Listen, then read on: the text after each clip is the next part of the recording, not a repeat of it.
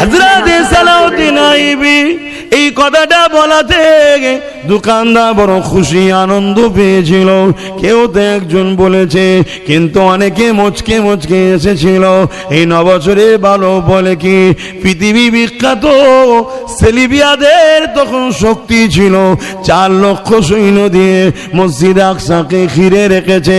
এখান থেকে কি করে উদ্ধার করতে পারবে? আল্লাহর হুকুম হলো সালাউদ্দিন আইয়ুবী জওয়ান হয়ে গেলে সঙ্গে সঙ্গে তিনি 12,000 সৈন্য নিয়ে মসজিদ আকসাকে উদ্ধার করবে বলে বাইতুল মুকাদ্দাসের দিকে রওনা দিয়ে দিয়েছিলেন। এই সময় যখন রওনা দেয় মসজিদ আকসা যাবার একটুখানি দূরে একটা তাঁবু তৈরি করে, ওইখানে তিনি আশ্রয় নেয়, একটা গুপ্তচরকে পাঠিয়ে দেয়। যান গিয়ে দেখেন মসজিদ আকসার পরিস্থিতিটা কি রয়েছে।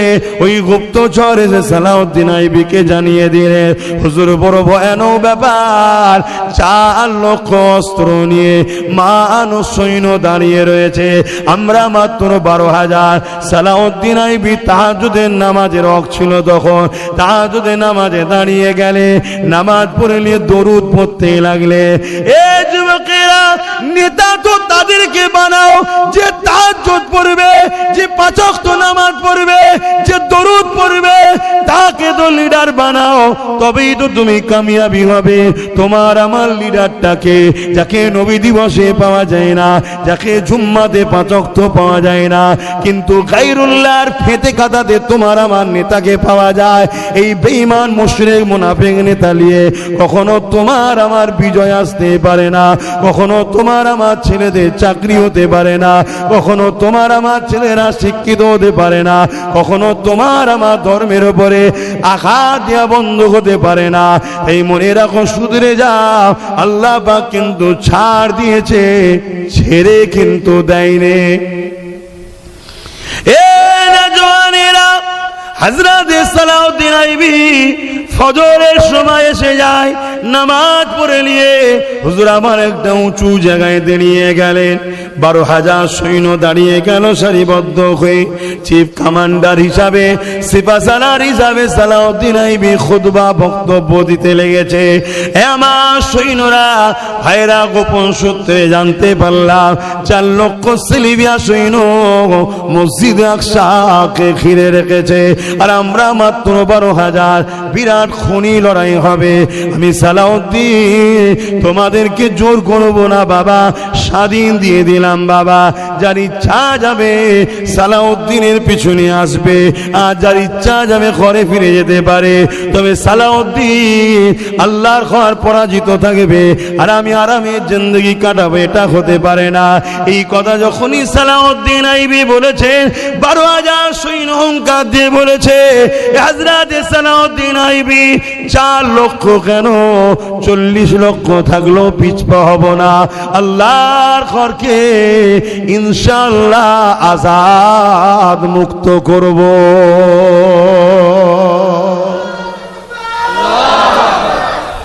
আসেন আমি এগিয়ে যাই। হযরত সালাউদ্দিন আইয়ুবীর কথা বলছিলাম।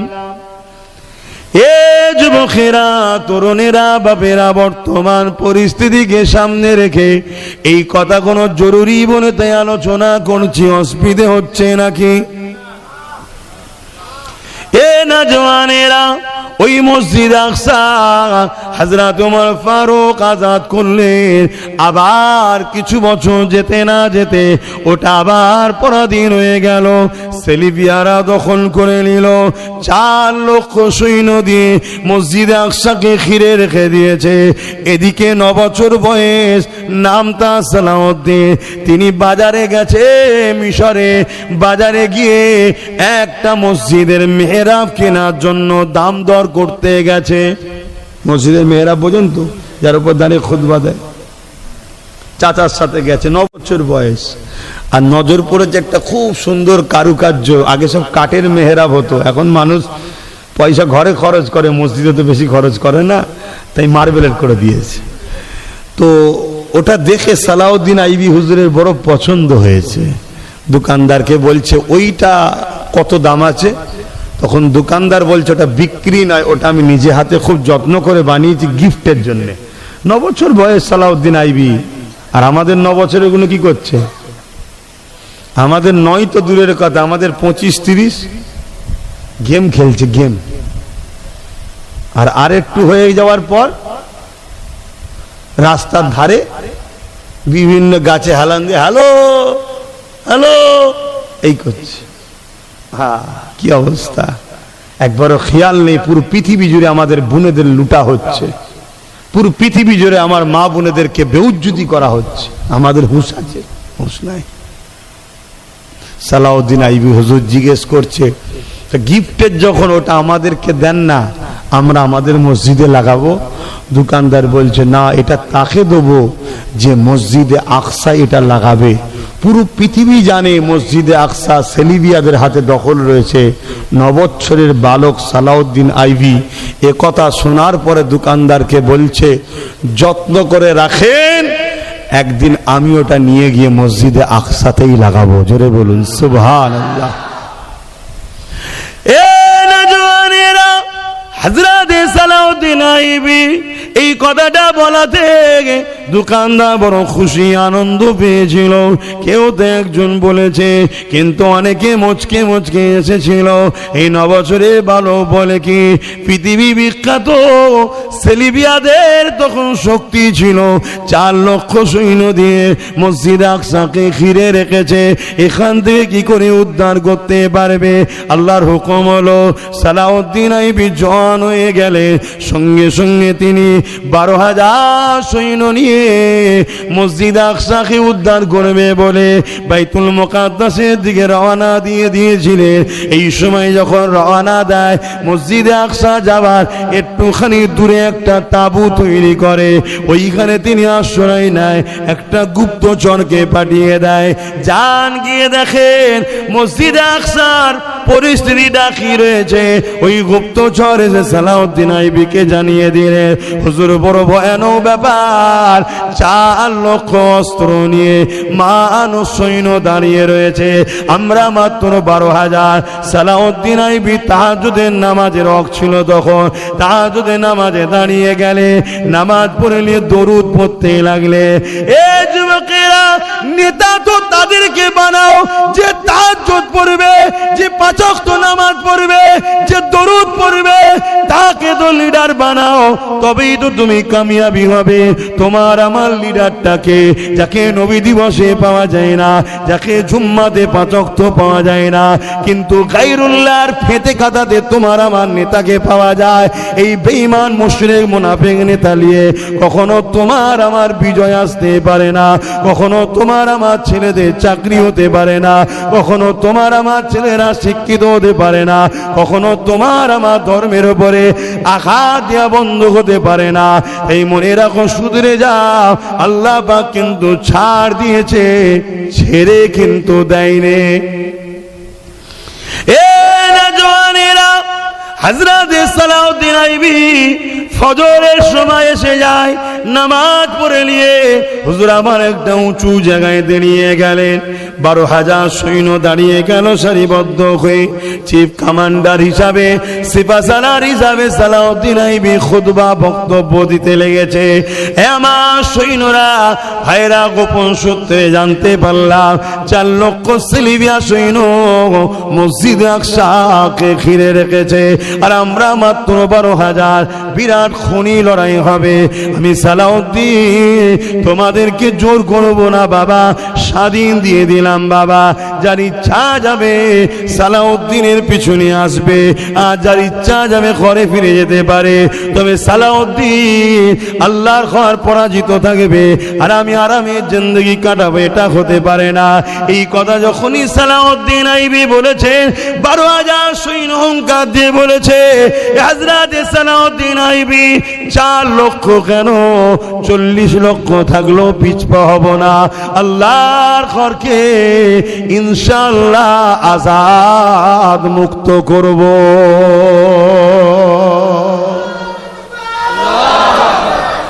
আর আজকে আমাদের কথা কি? আমরা কি করব? আমাদের এই নেই, আমাদের ওই নেই, আমরা গুটি কত, আমাদের কি হবে, আমরা কি পারবো? তো প্রথমেই কুফুরি করে বসে আছে। মায়ুস হওয়া ইসলামে কুফুরি, জানেন? মায়ুস হওয়া কি ইসলামে কুফুরি। আর কুফুরি যে করে সে যদি তওবা না করে মারা যায় সে জান্নাত যাবে না। আমরা তো প্রথমেই কি হবে কি হবে কি হবে, কি চেষ্টা আমাদের কাজ, বিজয় আল্লাহর পক্ষ থেকে হয়। চেষ্টা আমাদের কাজ, সবকিছুর ফাইসাল্লা আল্লাহর পক্ষ থেকে হয়। আমার নওজওয়ানেরা, তরুণেরা, লড়াই শুরু হয়ে গেল। 12,000 সৈন্য নিয়ে সালাউদ্দিন আইবি আগিয়ে চললেন আল্লাহু আকবার আওয়াজ দিয়ে। এ নওজওয়ানেরা, ওদিকে 4 লক্ষ, শুধু 4 লক্ষ হেরেছে তা নয়, জবানা জব্দ হয়ে পালাবার রাস্তা পায়নি। সালাউদ্দিন কিসের জোরে জিতেছে? অস্ত্র জোরে না, মাত্র 12,000। কিসের জোরে? ম্যান পাওয়ার না, মাত্র 12,000। কিসের জোরে? ইমানের জোরে। তাওয়াক্কালতু আলাল্লাহ, আল্লাহর উপরে ভরসা। আর নবী পাখির প্রেম নায়ের পক্ষে দাঁড়িয়েছে। এই জন্য আল্লাহ সালাউদ্দিনের 12,000-কে 4 লক্ষর উপরও ভারী করিয়ে জিতিয়ে দিয়েছে। এ যুবকেরা, আমার হিন্দুস্তানের সুলতান গরিবে নওয়াজ মুঈনুদ্দিন আজমিরি সঞ্জালি আতায়ে রসুল হাসানি হুসাইনি, তিনি যখন আজমিরে আসতে লেগেছে, তিনি যখন এমন করে আসতে লেগেছে, বারবার তিনাকে বিভিন্ন জায়গায় রুকার চেষ্টা হয়েছে, কিন্তু যেই দেখে খুশি মনে কথা বলে ছেড়ে দেয়। যখন আজমিরে প্রবেশ করতে লেগেছে, তিনাকে রুকার জন্য অনেক চেষ্টা হয়েছে, কিন্তু রুখতে পারেনি। এ যুবকেরা, তরুণেরা, লাস্টে জাদুকর জয়পালকে নিয়ে এসে জাদু করে আগুনের বান মেরে তিনাকে মিটিয়ে দিবারও চেষ্টা হয়েছে, কিন্তু তাও পারেনি।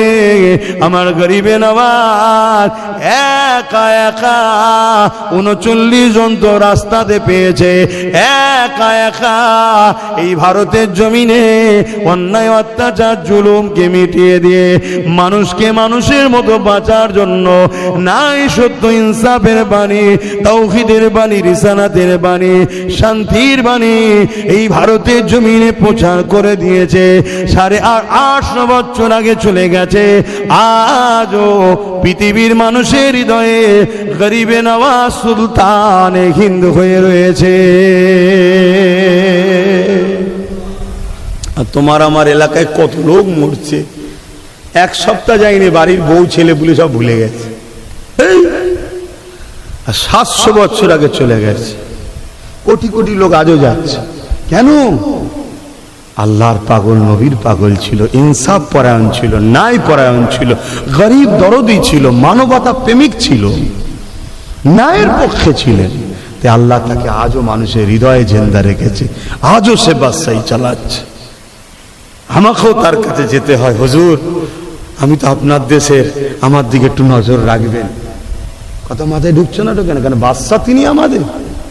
আর কিছু মুসলমান আছে সব মানে না, আবার সে তার বিশ্বাস তার কাছে। কথা বুঝে আসছে না? নাই। তবে আমার আল্লাহ রসুল বলেছেন, যারা আল্লাহওয়ালা হয় তারা দুনিয়া থেকে চলে যাবার পরও 70 গুণ আল্লাহ পাওয়ার বাড়িয়ে দেয়। জোরে বলুন সুবহানাল্লাহ।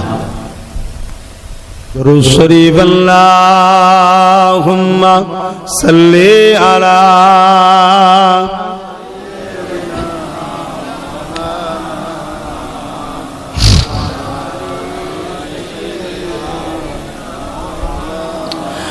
रातें भी मदीने की, बातें भी मदीने की, रातें भी मदीने की, बातें भी मदीने की, जीने में जीना है, क्या बात है जीने की। अरसा हुआ तैबा की जिस गलियों से गुजरे, अरसा हो तैबा की जिस गलियों से गुजरे इस वक्त बेगलियों से खुशबू है पसीने की। आरो जोरे बोलून ना सुबहानाल्लाह। कबे आमार नबी पाक साल्लाल्लाहु आलैहि वसल्लम मक्का मदिना তাইবার বিভিন্ন গলিতে সব হেঁটেছেন, ঘুরেছেন।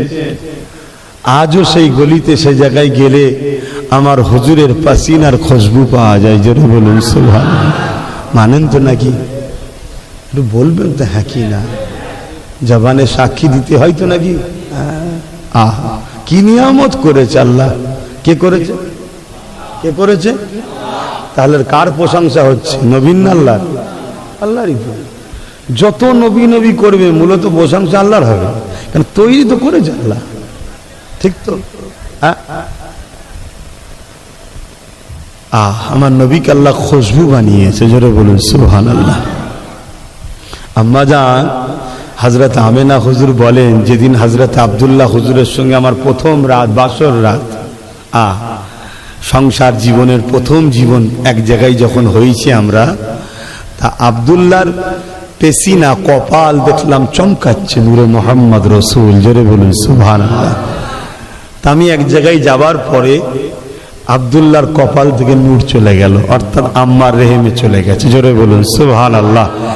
আমি আমেনার চেহারা থেকে একটা আলাদা জ্যোতি নূর বেরোচ্ছে। শুধু এটা নয়, খুশবু বেরোতে শুরু হয়েছে। জোরে বলুন সুবহানাল্লাহ। এই খুশবু এত বাড়ছে, এত বাড়ছে, যত দিন যাচ্ছে খুশবু বাড়ছে। হযরত আব্দুল্লাহ হুজুর ব্যবসায় গিয়েছিলেন, ফিরে আসার পথে ইন্তেকাল হয়েছেন, সবাই আপনারা জানেন। ইন্না লিল্লাহি ওয়া ইন্না ইলাইহি রাজিউন। এদিকে আমার রাসূল পাক সাল্লাল্লাহু আলাইহি ওয়াসাল্লাম আস্তে আস্তে আম্মার রেহেমে বড় হচ্ছেন, দুনিয়ায় আসবেন, কিন্তু শরীর থেকে এত খুশবু ছড়াচ্ছে, পুরো মক্কাতে চর্চা শুরু হয়ে গেছে। এমনি যাদের স্বামী নাই আতর মাখতে, খুশবু মাখতে নেই, তা আমেনা কোথা থেকে খুশবু মাখে? আর মাখে তো মাখে এমন খুশবু মক্কার কোথায় পাওয়া যায় বলে জানা যাচ্ছে না। এ খুশবু কেউ জানে না। তা রাসূলের দাদা এটাকে খেয়াল করলেও অতটা গুরুত্ব দেয়নি, কিন্তু যখন জনগণের মুখে কথা হচ্ছে রাসূলের দাদা কিন্তু খেয়াল করেছে, করে রাসূলের দাদি জানকে বলছে, আমি তো বিভিন্ন দেশের বড় বড় ভিআইপি, সম্রাটের সঙ্গে সম্রাটের বসা হয়, আর ভিআইপিরা তো পয়সাওয়ালা, দামি দামি আতর মাখে। আরো এইরকম খুশবু তো কোনোদিন কোনো জায়গায় পাওয়া যায় না, তা আমি না পাই কোথায়? রাসূলের দাদি বলছে, আমি আপনাকে বলবো বলবো মনে করি সময় হয় না। আরে আমিও যখন আমেনা গোসলখানা থেকে বেরোই আর আমি যখন ঢুকি, যেন মনে হয় আতরের ফ্যাক্টরি গোডাউনে ঢুকিছি। জোরে বলুন সুবহানাল্লাহ। আরো জোরে বলুন না সুবহানাল্লাহ। নারী দিবে, নারী দিবে, লব্বাইক লব্বাইক লব্বাইক, নারী দিবে। কি নিয়ামত করেছে আল্লাহ আমার নবীকে। সেই নবীর গোলামি করো, সেই নবীকে প্যার করো, সেই নবীর সুন্নায় জীবন গড়ো, সেই নবীকে মডেল বানাও, তবেই তো বিজয়, তবেই তো শান্তি। তা হযরত রাসূল পাক সাল্লাল্লাহু আলাইহি ওয়াসাল্লাম দাদা দাদি বললেন ডাকো, দাদিও বললেন আমেনাকে ডাকো। হযরত আম্মা জান আমেনাকে ডাকা হলো। আম্মা জান আমেনা এসে হাজির হয়ে গেলেন। রাসূলুল্লাহ দাদি জান জিজ্ঞাসা করছে, মা রে একটা কথা বড় জানতে ইচ্ছা যায়, সব জায়গায় আলোচনা হচ্ছে, আমরাও বড় জানার জন্য আগ্রহ হয়েছে। মা এত তুমি কোথা থেকে পাও? মা এমনি তো স্বামী যাদের না আতর মাখতে নাই, মারে আবার তুমি যে আতর মাখো, এ আতর মক্কার কোথা দিয়ে পাওয়া যায় না। তোমার শ্বশুর বলছে অন্য কোনো জায়গাতে, যেসব জায়গায় যাই পাওয়া যায় না। এ বাবা আমেনা রে, এ আতর তুমি কোথা থেকে পাও? ওই সময় রাসূলুল্লাহ আম্মা জান আমেনা বলতে লেগেছে, আম্মা আব্বা এ আতর আমেনার নয়, আমেনা কোনো খুশবু ব্যবহার করে না। যেদিন থেকে মুহাম্মদ এসেছে আমার গর্ভ মোবারকে, সেই দিন থেকে এই খুশবু বেরোতে শুরু করেছে। এ খুশবু আমার নয়, আমার পেটে যিনি রয়েছে এ খুশবু হলো তিনা।